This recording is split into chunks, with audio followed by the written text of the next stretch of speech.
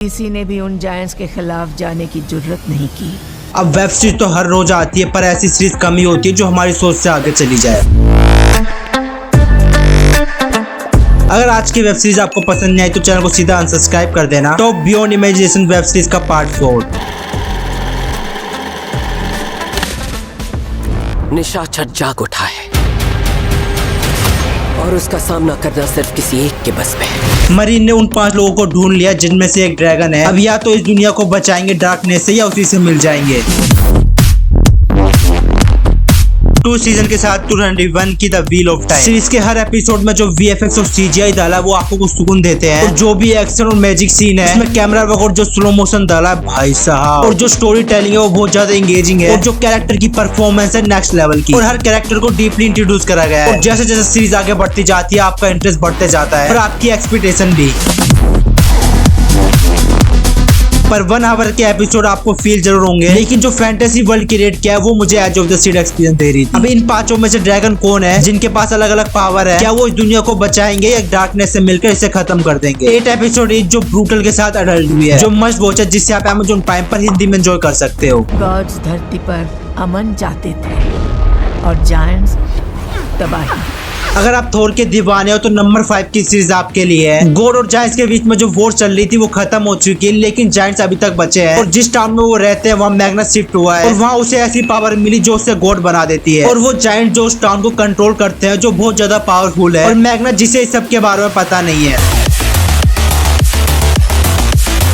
3 season के साथ 2020 की रैग्नारोक। अब जो मैग्ना का कैरेक्टर है मुझे स्टार्टिंग से हिप्नोटाइज कर लेता है सीरीज से, जिसकी परफॉर्मेंस एकदम जबरदस्त और आप भी उससे कनेक्ट हो जाओगे। क्योंकि जिस तरह सीरीज ने स्टोरी बिल्डअप की है, मैग्ना अपनी पावर से वाकिफ नहीं है और वो जायंट फैमिली कितनी खतरनाक है और इस छोटे से टाउन में ऐसा क्या है वो जायंट छुपा रहे हैं। अब जो थ्रिल और सस्पेंस क्रिएट किया है उसे एक एक कर जो रिवील करा है वो आपका मूड बनाए रखेंगे सीरीज से।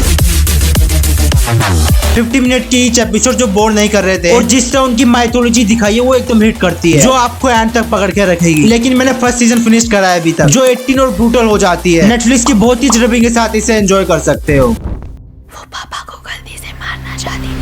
नोवेल पर बेस्ड एक ऐसी साइकोलॉजिकल सीरीज जो आपको हिला के रख देगी। यंग वुमेन लीना एक रिमोट कैबिन से भागी है जिसे बहुत सारी चोटें आई है और वो हॉस्पिटल में है, लेकिन इसके साथ एक बच्ची है ना, मगर वो कैबिनेट और ये बच्ची एक डार्क मिस्टीरियस है सबके लिए। और लीना जो 13 साल से गायब थी।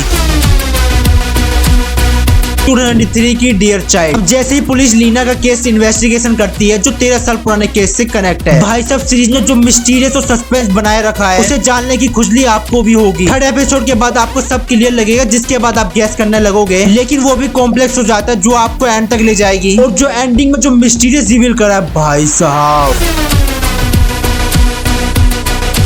पर सीरीज के 45 to 50 मिनट के एपिसोड स्लो फील होंगे, लेकिन सीरीज ने जो एटमॉस्फेयर क्रिएट किया है वो डार्क मिस्टीरियस और ब्यूटीफुल शॉट के साथ बैकग्राउंड म्यूजिक आपको पूरा सेटिस्फेक्शन देंगे। 6 एपिसोड बहुत ही डबिंग के साथ नेटफ्लिक्स पर एंजॉय कर सकते हो। महासागर के इस अनजान हिस्से में मिलेंगे बड़े बड़े टापू और खतरनाक लुटेरे। एक ऐसी एनिमे सीरीज जो बहुत ज्यादा पॉपुलर है पर वो हिंदी में डब नहीं है, लेकिन नेटफ्लिक्स ने उसे लाइव एक्शन में उतारकर बहुत बड़ा काम करा है, वो भी टॉप लेवल की हिंदी डबिंग के साथ। लूफी और उसका क्रू पायरेट किंग बनना चाहते हैं इस खजाने को ढूंढकर, वो भी इस बड़े से समुद्र में जहाँ वो अकेले नहीं है इस खजाने को ढूंढने के लिए।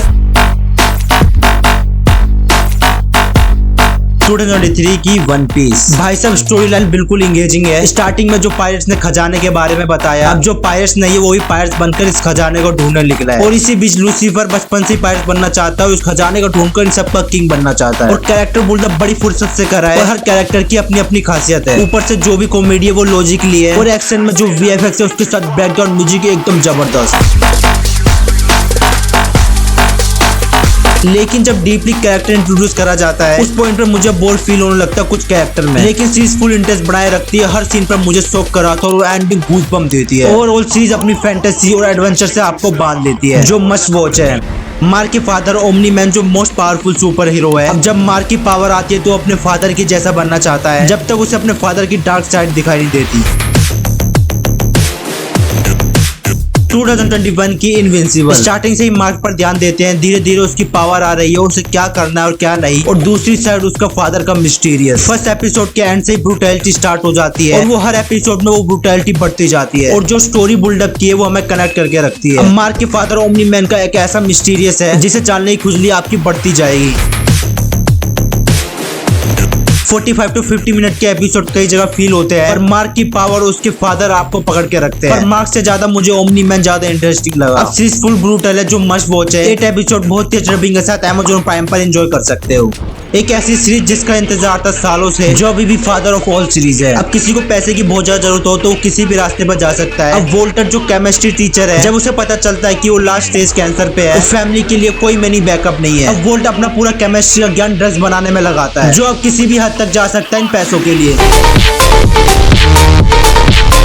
2008 की ब्रेकिंग बैड। इस नेटफ्लिक्स की सीरीज ने बहुत बवाल मचा रखा है, जो फाइनल हिंदी डब हो रही है, जिसके एक एपिसोड एवरी वीक जी कैफे पर रिलीज हो रहे हैं। पहले ही बता देता हूँ कि स्टार्टिंग में थोड़ी स्लो फील होगी, लेकिन जिस तरह स्टोरी बिल्डअप की है वो बहुत ज्यादा स्ट्रॉन्ग और एडिक्टिव बन जाती है। और जो कैरेक्टर डेवलप कर रहा है और उनकी परफॉर्मेंस आपको हिप्नोटाइज कर लेगी सीरीज से। सीरीज ने ट्विस्ट, सस्पेंस और इंटेंस बड़ी अच्छी तरह क्रिएट करा है। अब वोल्ट को विलन बनते हुए देखकर मुझे बहुत मजा आ रहा था।